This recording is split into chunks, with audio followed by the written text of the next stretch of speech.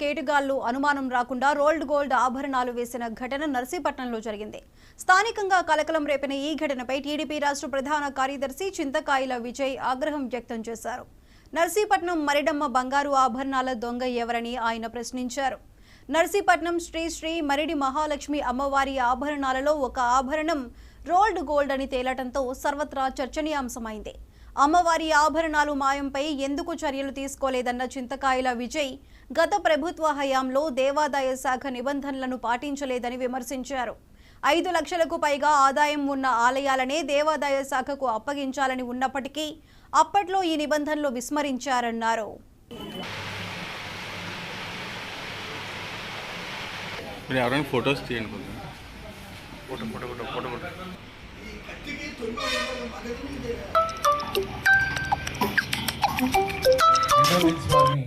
తప్పు ఎక్కడ జరిగింది?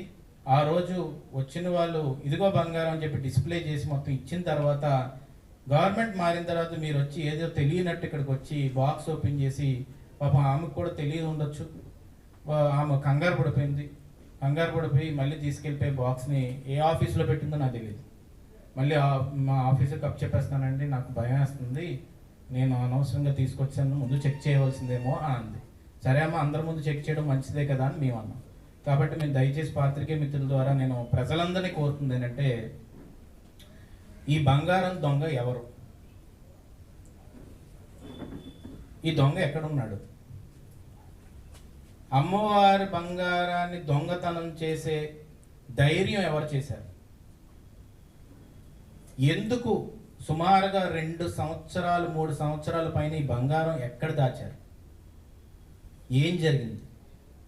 అసలు అమ్మవారి బంగారం మీద కూడా తినాలని ఆలోచించే దౌర్భాగ్య ఆలోచించిన వేస్ట్ ఫెలో ఎవడు? ఎంతకంటే వర్స్ట్ థింగ్ ఇంకోటి ఏమైనా ఉంటుందా?